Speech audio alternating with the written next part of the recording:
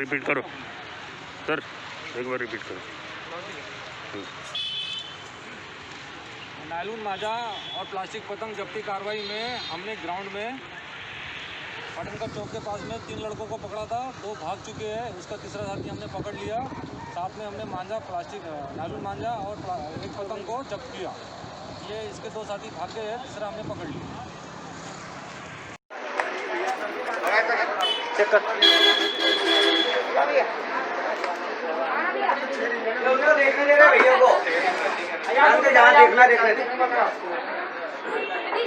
आप थोड़ा धीरे चले जाना क्योंकि बॉक्स अंदर करते हैं ना हमारे। आतमध्ये बघ बरं। आतमध्ये ठेवला या लोकांना पतंगचा सीझन आला ना, म्हणून ते पतंग लावला या लोकांना। क्या जनरेट हो रहा है? गिफ्ट सेंटर है सर, गिफ्ट सेंटर पैसा है मैंने ये आखिरी सीजन है हमारा, अगले बार से लगाएंगे भाई साहब। हाँ। मांझा वगैरह मत रखो। नहीं रखते ही नहीं, वो हमने तो पोटी लगा के रखे सामने। किसी की जान जा रही है मालूम आपको? हमको सबसे ज्यादा मालूम, पिछले साल में जान से बढ़ के कोई चीज नहीं है। कट गई थी, पूरी सर्जरी करा उसकी, मेरी लड़की की पूरी यहाँ कट गई थी, ये कटा। हाँ, मैं क्या बोल रहा हूँ, मेरी बात सुनो। बजूगा टेंशन मत दो, फालतू का हो जाएगा लफड़ा। अभी मैंने वो 5 उधर कर दिया, जरी पटका में कहीं पे भी करो, पूरी दुनिया में कार्रवाई करो, उससे हमको कोई तकलीफ बता रहा हूँ नहीं मैं। है। हमको कोई वो तकलीफ नहीं बच्चा उससे। देखे छोटा देखे उसको छोड़ दिया। बस मेरा बोलना यही है कि कैसा है वो अभी घर से पहले वो ट्यूशन के नाम से इधर जीत करके आया और तुम उसको उठते में उसकी चक्री लेके चले जा। चक्री लेके जाओ, मंजा तो चक्री दे दो, मंजा लेके चले जाओ ना। कार्रवाई क्या दिखाओ मैं? कार्रवाई मतलब क्या, वो बच्चे ही मिले क्या कार्रवाई करने के लिए? अरे चलो, अरे तो तुम दुकान पे कार्रवाई करो ना। मेरे भाई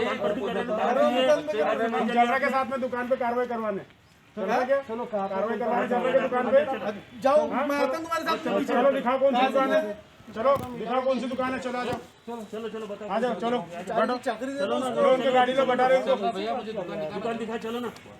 तो बोलना मैं नानू मेरे से वीडियो बना के क्या आऊंगा, मतलब चलता है बंद हो जाए। ओ भाई अभी चलो ना, अभी 4 तो फिर बोलना बंद कर देना, आना चाहता है तो बोलना खत्म कर देना, कहानी का अगले बात बढ़ा रहा बिना मतलब खत्म कर दे, नहीं बोलना चाहता तो। बात नहीं बढ़ा रहा मैं, जो तरीका था तुम्हारा वो गलत क्या था। तरीका गलत है, क्या तरीका गलत है? लोगों के साले गले कट रहे, वो गलत नहीं है।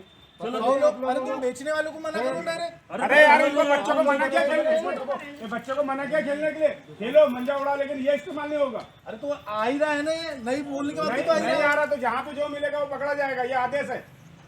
अरे कहाँ से लाए बाबू? कहाँ से मिला? मिला था रोड पे अंदर पड़े थे, मिला था उसको, मिला था कहीं। विषय को लेकर के किया है, वैक्सीन को लेकर के उस पर चर्चा थी। उस चर्चा के माध्यम से जो विषय उभर करके बाहर आया वो संक्षिप्त में मैं आपको बताना चाहूँगा कि नागपुर महानगर पालिका के माध्यम से 16 तारीख से इस वैक्सीन का नियोजन करके इस कार्य की शुरुआत की जाएगी। प्रातःकाल के समय माननीय आयुक्त महोदय और मैं स्वयं एक सेंटर से इस वैक्सीन को देने की शुरुआत करेंगे। उस समय हम दोनों साथ में मौजूद रहेंगे। नागपुर महानगर पालिका ने यह वैक्सीनेशन के लिए 60 सेंटर बनाए हैं। इन 60 सेंटर में से 29 सेंटर जो है वो हमारी यूपीएससी ही है। इसके अलावा आईजीएमसी है, जीएमसी है, एम्स है और उसके अलावा जो है ये सारे प्राइवेट दवाखाने हैं जिन्होंने महानगर पालिका के पास में अपना एनरोलमेंट कराया है। नागपुर शहर के करीब 24,500 लोगों ने ये वैक्सीन लेने के लिए अपना कंसेंट महानगर पालिका को लिखित रूप में प्रदान किया है। जहाँ जहाँ वैक्सीनेशन के हमारे सेंटर हो गए वहाँ पर एक वेटिंग रूम की व्यवस्था है, एक ऑब्जर्वेशन रूम की व्यवस्था है और वहाँ पर डॉक्टरों की संपूर्ण टीम की व्यवस्था है। पेशेंट जो रहेगा पहले वेटिंग रूम में आएगा। वेटिंग रूम में आने के बाद जो शासन के तरफ से ऐप तैयार की गई है उस ऐप के माध्यम से उस पेशेंट का ओटीपी जनरेट होगा।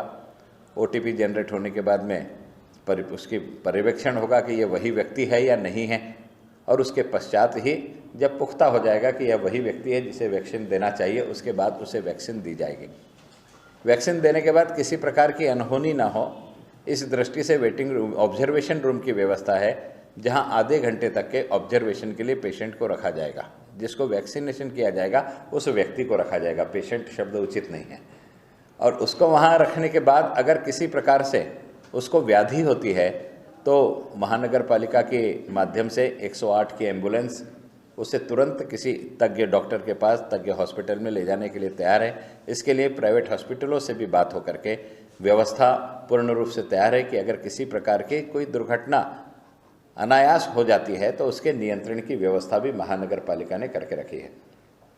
महानगर पालिका को मिलने वाला यह जो वैक्सीन होगा, इस वैक्सीन को रखने के लिए नागपुर महानगर पालिका ने 54 ILR की व्यवस्था की है। 54 ILR के माध्यम से इसको रखने की व्यवस्था की गई है, जहां 2 से 8 डिग्री टेम्परेचर के अंतर्गत इन वैक्सीन को स्टोर किया जाएगा। नागपुर महानगर पालिका को जब हम मीटिंग ले रहे थे उसी समय DD ऑफिस से सूचना भी आ गई कि वैक्सीन आ गई है, उसे लेने के लिए आई है। DD ऑफिस में करीब 40,000 वैक्सीन आज आ गई है। महानगर पालिका के हिस्से की जो वैक्सीन है वो महानगर पालिका को आज ही मिल जाएगी और महानगर पालिका अपने ILR में उसको स्टोर करेगी। एक सेंटर में एक दिन में मैक्सिमम 100 लोगों को यह वैक्सीन देना, ऐसा शासन ने निर्धारित किया है। 100 से कम हुई तो कोई प्रॉब्लम नहीं, लेकिन 100 से ज़्यादा नहीं होना चाहिए, इस प्रकार का निर्देश शासन की तरफ है। शासन की तरफ से उसे पालन किया जाएगा। शासन की और एक सूचना है कि जिन्होंने कंसेंट दिया है कि मैं वैक्सीन लेने के लिए तैयार हूँ, अगर उसने वहाँ आने के बाद कहा कि भाई मैं वैक्सीन लेने के लिए तैयार नहीं हूँ, तो भी कोई अड़चन नहीं। ऐप में इसने वैक्सीन नहीं लिया है इस प्रकार का नमूद करके उसे उसकी छूट दी जाएगी। ये जरूरी नहीं है कि उसने वैक्सीन लेना ही चाहिए, इस प्रकार का निर्देश भी शासन की तरफ से आया है। जैसे अभी चर्चा होनी बाकी है, लेकिन मुझे लगता है कि आयुक्त महोदय इस विषय को लेकर भी सकारात्मक रहेंगे। हम लोग टैक्स कलेक्शन के समय महानगर पालिका जगह जगह सेंटर बनाती है और नए नए सेंटर पर टैक्स कलेक्शन करती है। मानस ऐसा है कि जिस प्रकार से चलता फिरता दवाखाना है, उसी प्रकार से महानगर मनपा आपलादारी, इस योजना के अंतर्गत महानगर पालिका की जो पुरानी बसें हैं, उन बसों में से 10 बसों को सुधार करके उनमें महानगर पालिका की संपूर्ण यंत्रणा वहाँ से संचालित हो सके। महानगर पालिका में वाटर टैक्स हो, प्रॉपर्टी टैक्स हो, महानगर पालिका से जुड़े हुए जन्म मृत्यु के प्रमाण पत्र हो, ये सारी चीज़ें वहाँ से मिल सके, इस प्रकार का नियोजन करने की कोशिश हम करेंगे। इस विषय में अभी आयुक्त महोदय से चर्चा नहीं हुई है, लेकिन इस योजना को भी वे स्वीकृत करेंगे, ऐसा मुझे विश्वास है। एक बात और है, मेरा एक मित्र जयपुर शादी में गया था और जब वो जयपुर शादी में गया तो उसके भांजी की शादी थी और उसे महापौर मैरिज सर्टिफिकेट देने के लिए आए थे। मैंने वहाँ से पूरी महानगर पालिका की यंत्रणा निकाली है। बड़ी सुंदर उन्होंने एक पॉलिसी बनाई है, जिस पॉलिसी में शादी से 8 दिन पहले आपको आकर के अपने डॉक्यूमेंट्स दे करके रजिस्ट्रेशन कराना पड़ता है और महानगर पालिका का अधिकारी मंच पे जाकर के आपको मैरिज सर्टिफिकेट देता है। आप सभी लोग भली भांति परिचित है कि शादी होने के बाद मैरिज सर्टिफिकेट के लिए महानगर पालिका में दिन निर्धारित है, इस दिन आओ तो ही मिलेगा, बाकी दिन नहीं मिलेगा। उसके बावजूद भी बार बार चक्रे लगाने पड़ते हैं। तो ऐसी अवस्था में मैं प्रयास करूंगा कि नागपुर महानगर पालिका में भी यह आदर्श स्थापित हो कि जो भी नवयुगल विवाहित हो गए उन्हें उनके विवाह का दिन ही उसी मंच पर जाकर के मैरिज सर्टिफिकेट दिया जा सके, इस दृष्टि से भी मैं प्रयास करूंगा। एक बात पद ग्रहण करने से पूर्व मैंने मंच से कही थी कि भाई आयुक्त महोदय अच्छे स्वभाव के हैं और मुझे उनके साथ काम करने में किसी भी प्रकार की अड़चन नहीं होगी। आप में से अनेक लोगों ने पूछा था कि आपने मंच से तांडव शब्द का उपयोग किया, तो आपका तांडव कब शुरू होगा। मैंने मजाक मजाक में कहा भी था कि जब कृष्ण के दर्शन के लिए भोलेनाथ गए तो शामिल कैसे हो, इसलिए वो भी रासलीला करने के लिए गोपी का रूप धारण कर लिए थे। लेकिन आप देखिए, मैंने पद ग्रहण किया, दूसरे दिन मैंने एक पत्र दिया। इस पत्र में निवेदन किया कि महानगर पालिका के कर्मचारियों को 7वां वेतन आयोग लागू करना चाहिए। 4:30 बजे मेरे कार्यालय से पत्र गया। शाम को माननीय आयुक्त महोदय जी ने वो तुरंत ही उसको मंजूरी प्रदान कर दी। इसके अलावा नगर सेवकों की विकास निधि जो है, ये पिछले जनवरी महीने से नागपुर महानगर पालिका ने ये विकास निधि को बिल्कुल भी हाथ नहीं लगाया था। अभी माननीय आयुक्त महोदय ने कल ही परिपत्र निकाला है और परिपत्र निकाल करके नगर सेवकों के विकास कार्यों को प्रारंभ करने के लिए निधि को मंजूरी प्रदान करने का मानस उसमें दिखाया है करके। हमारे जो प्रलंबित विषय हैं, जिन कार्यों के कार्यादेश हो गए हैं लेकिन कार्यादेश होने के बावजूद उनका काम शुरू नहीं हो रहा, ऐसे भी प्रलंबित प्रकल्पों में से बहुतांश प्रकल्पों को उसकी प्राथमिकता के आधार पर मंजूरी प्रदान करने का आयुक्त महोदय का मानस है। ऐसी उनसे बात हुई है। आने वाले निकट भविष्य में ऐसे बहुत सारे प्रकल्पों के जिनके कार्यादेश हुए हैं उनका कार्य आरंभ होते हुए आप सभी लोग देखेंगे। एक बात का और विशेष में उल्लेख करना चाहूँगा कि 1857 के स्मारक के रूप में एक एमपी थिएटर का निर्माण महानगर पालिका के माध्यम से किया गया है, जिसका बहुत जल्दी 2-3 महीने में हम लोग उद्घाटन करेंगे। 1857 की 150वीं वर्षगांठ के रूप में उस स्मारक को बनाने की बात की गई थी, उसके अनुरूप ही वो बनी है और शहर का शायद पहला एमपी थिएटर होगा जिसमें 750 लोगों के बैठने की कैपेसिटी होगी। एक ई लाइब्रेरी की घोषणा हमने माननीय पूर्व प्रधानमंत्री भारत रत्न अटल बिहारी वाजपेयी जी के नाम से की थी, उसका भी उद्घाटन इसी सत्र में हम कोशिश करेंगे कि अटल जी के पुण्यतिथि के दिन हम उस लाइब्रेरी का उद्घाटन कर सके। उसका भी निर्माण कार्य द्रुत गति से चालू है। एक तीसरी संकल्पना इस बजट में है, जिस बजट में देश के आज़ादी की 75वीं वर्षगांठ होने के कारण एक गार्डन जो है वो सैनिकों को समर्पित हो। यह पूर्ण रूप से जिन्हें परमवीर चक्र मिला है, डेडिकेटेड उनके लिए यह गार्डन हो। इस गार्डन में जिन्हें परमवीर चक्र मिला है उनके म्यूरल लगे होंगे, नीचे जिस कार्य के लिए उन्हें परमवीर चक्र मिला है उसकी जानकारी होगी। इसके पश्चात एक 20 मिनट की कमेंट्री होगी, जिस कमेंट्री में इनके शौर्य के बारे में किसी बड़े व्यक्ति के आवाज़ में उसे रिकॉर्ड करके वहाँ सुनाया जाएगा और आह्वान किया जाएगा कि इन रणबांकुर ने इस राष्ट्र के खातिर अपना सर्वस्व दिया, अब आपकी बारी है, आप भी सेना की तरफ आकृष्ट हो। और वहाँ पर सेना के सभी विंग के कुछ न कुछ ऐसे शस्त्र रखने की अपेक्षा है, जैसे पत्र भी उस विषय को लेकर के रक्षा मंत्री जी को दिए गए हैं। सेना के यहाँ नागपुर का जो सेंटर है उसको दिए गए हैं कि भाई इसमें रखने के लिए एक अच्छा टैंक आना चाहिए जो थल सेना का प्रतिनिधित्व करता है। इसमें रखने के लिए कहीं ना कहीं एक अच्छा सा एयरक्राफ्ट का शेल आना चाहिए। ये सारी व्यवस्था करने की वहाँ पर व्यवस्था की गई है करके। इसके अलावा आज एक मीटिंग थी जो तो 8 महीने नहीं है, 13 महीने साल 8 महीने नहीं है, 13 महीने के लिए मेहर है। 8 महीने कुल मिला के उन्होंने बताया था कि चलते फिरते दवाखाने नागपुर महानगर पालिका में हम लोग प्रारंभ करेंगे। पहले महानगर पालिका में 7 जोन थे और 7 दवाखाने चलते फिरते थे, लेकिन अंतराल में किस कारणवश वो बंद कर दिए गए, कारण व्हीकल्स हमारी प्रॉपर नहीं थी। अभी 10 चलते फिरते दवाखाने का निर्माण हम लोग करेंगे।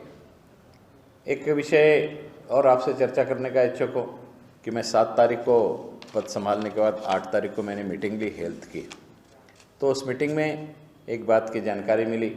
वो जानकारी ऐसी है कि केंद्र सरकार के माध्यम से NUHM के अंतर्गत नागपुर महानगर पालिका में नए 23 डिस्पेंसरीज को मंजूरी मिल गई है। 28 की मंजूरी प्रलंबित है जो आने वाले 1-2 माह में आ जाएगी। इस दृष्टि से UPSC की संख्या में भी हमारे करीब 51 हमारे हेल्थ सेंटर और बढ़ेंगे। इस दृष्टि से ये 75 के अलावा 51 हेल्थ सेंटर और बढ़ेंगे। इसी में ही UPSC के अलावा UCHC करके हमारी एक दूसरी योजना है, जिसमें जो पेशेंट यहाँ आते हैं उनको आगे के इलाज की दृष्टि से हम लोग इंडोर फैसिलिटीज़ दे करके एडमिट कर सके, सारे डायग्नोस कर सके। इस दृष्टि से भी 2 सेंटर की मान्यता केंद्र सरकार ने दी है। उसमें से एक मिनी माता नगर में और एक नारी में हम लोग शुरू करने जा रहे हैं। 30-30 बेड के दोनों हमारे सेंटर हो गए। इसके लिए भी 10 करोड़ रुपए की राशि भारत सरकार की ओर से नागपुर महानगर पालिका को प्राप्त हो चुकी है। यह कार्य का भूमि पूजन भी हम आने वाले यथाशीघ्र हम लोग करेंगे और जो 23 UPSC मंजूर होकर के आई है इसको हम लोग बहुत जल्दी यथाशीघ्र प्रारंभ करने की कोशिश करेंगे। हमारे पास जो इमारतें उपलब्ध है वहाँ आने वाले 15-20 दिन में ही आपको इस कार्यों की शुरुआत दिखाई देगी करके। इसके अलावा आयुष मंत्रालय के माध्यम से लोकल बॉडीज़ को हॉस्पिटल खोलने के लिए निधि मिलती है। ये पूरा का पूरा पैसा पिछले 2 वर्षों से लैप्स हो रहा है। ये अध्ययन करने के बाद महानगर पालिका के माध्यम से हमने इस प्रकल्प को तैयार किया है। हेल्थ की समिति में मेरे महापौर बनने से पूर्व ही इस विषय को हमने मंजूरी प्राप्त कर ली है। अब यथाशीघ्र इसे केंद्र सरकार के पास सभागृह से प्रस्ताव पारित करके राज्य सरकार के माध्यम से भेजेंगे। माननीय देवेंद्र जी और आदरणीय नितिन जी ने विश्वास दिलाया है कि 3 महीने के अंतर्गत हम इस प्रकल्प को मंजूर करा कर ले आएंगे, तो एक 50 बेड के नए हॉस्पिटल की शुरुआत भी हम लोग नागपुर शहर में कर सकेंगे। इसके अलावा नागपुर महानगर पालिका के माध्यम से दी जाने वाली हमारी जो नियमित सेवाएं हैं, उन सेवाओं में भी सुधार करने के दृष्टि से हम प्रयास करेंगे। स्वयं का एक ग्रीवेंस सेंटर नागपुर महानगर पालिका में महापौर कक्ष से लगा होगा, जिसमें आ रही शिकायतों का निराकरण करने के लिए महानगर पालिका के 3 कर्मचारी और व्यक्तिगत हमारे 3 कार्यकर्ता बैठ करके प्रतिदिन शिकायतों का निराकरण कैसे हो सकता है, इस पर ध्यान देंगे। जो महापौर कार्यालय से कोई शिकायत कहीं अग्रेसित हुई है, तो उसका फॉलोअप करके उसे अंजाम तक पहुंचाने की जिम्मेदारी ये 6 लोगों की टीम करेगी और संबंधित शिकायतकर्ता को SMS करके उसके शिकायत की सूचना उसके निराकरण होने के बाद देने की व्यवस्था आने वाले 10-15 दिन में हम लोग खड़ी कर लेंगे, जिसके माध्यम से इन सारी चीज़ों को हम लोग कर सकेंगे करके। महानगर पालिका में 7 तारीख को मैंने पद ग्रहण किया और 8 तारीख को ही मैंने आयुक्त महोदय को इस विषय का पत्र दिया। इस पत्र में नायलॉन मंजे पर कार्रवाई की बात तो की ही, साथ ही साथ मैंने और एक बात की कि हमारे जितने भी फ्लाईओवर हैं, इस फ्लाईओवर पर पैरेलल रोड के साथ में, पुलिया के साथ में तार लग जाने चाहिए, जिससे कम से कम गर्दन पर मांझा गिर के दुर्घटना ना हो करके। आयुक्त महोदय ने उस पर काम भी किया। मैंने उनसे पर्सनल चर्चा की कि हमारे NDS के साथ में कुछ हेल्थ वर्कर भी साथ में दे दिया जाए तो टीम बड़ी हो जाएगी करके। आज करीब 80 जगह पर नागपुर महानगर पालिका की टीम ने आज रेड मारी है और उनको दंड किया है। एक जगह तो 10,000 रुपये की राशि का भी दंड नागपुर महानगर पालिका के माध्यम से किया है। मंजे के कारण जिस बेटे का देहांत हुआ है, उसकी भरपाई महानगर पालिका नहीं कर सकती, उसका हमें अत्यंत दुख भी है, लेकिन आने वाले समय में आक्रामकता से हम कार्रवाई कर सके, इस दृष्टि से हम लोग प्रयास करेंगे। एक सूचना भी मैंने आज हमारे जो हेल्थ ऑफिसर हैं उनसे की कि आप कोशिश करके देखिए कि हमारे यहाँ ऑक्ट्राय डिपार्टमेंट में अगर किसी ने हमें ऑक्ट्राय चोर की जानकारी दी, तो हमको जो 10 टाइम्स ऑक्ट्राय मिलता था, उसका 10% हम लोग इन्फॉर्मर को देते थे। क्या हम इस कानून में भी इन्फॉर्मेशन देने वालों को दंड की 10% राशि दे सकते हैं क्या करके? अगर हो सकता है तो हमारे सूचना के केंद्र बिंदु बढ़ जाएंगे, हमारी आंखें बढ़ जाएगी और समाज से जब हमको सूचना मिलने लगेगी, कारण हमारा व्यक्ति जहाँ दुकान है वहाँ रेट मारने जाता, और मंजा बेचने वाला इतना सज्जन तो नहीं है कि दुकान में रख करके बेचे। आज का ही एक मौका है, आप पार्टी का एक डेपुटेशन मेरे पास आया था, बहुत आक्रामक रूप में वो डेपुटेशन था। मैंने उनसे चर्चा करी, चर्चा करने के बाद में उनकी बातों को सुना। उसमें एक बिटिया थी, उस बिटिया ने मुझे कहा कि जूनी शुक्रवारी में पूरा का पूरा वातावरण नायलॉन मंजे से भरा पड़ा हुआ है, मैंने वहाँ जाकर के कार्रवाई करना चाहिए। अब एक बिटिया ने मुझसे कहा तो मैंने उसको शहर से स्वीकृति दी कि बेटा मैं तेरे साथ ही चलूँगा। मैंने उस बिटिया का फ़ोन नंबर लिया, उस जोन के नेहरू नगर जोन के मेरे NDS के अधिकारी को बुलाया, मेरे ऑफिस में बैठा ला, उस बिटिया को फ़ोन किया और मैंने कहा कि बेटा चलो हम वहाँ कार्रवाई करने के लिए जाएंगे। उसको शाश्वती दी कि तुम गाड़ी में बैठी रहोगे, तुम्हारी जानकारी किसी को भी नहीं रहेगी करके। उस बिटिया ने वही प्रश्न किया कि अंकल वो दुकान में थोड़ी बेचते हैं, जहाँ दुकान लगी है दूसरी जगह से बेचते हैं, स्कूटर के अंदर रख करके बेचते हैं, कार की डिक्की में रख करके बेचते हैं। तो मैंने कहा बेटा वो जहाँ भी रखे होगे मैं तुम्हारे साथ चलता हूँ, तो मुझे बताओ, मैं वहाँ रेट मारूंगा।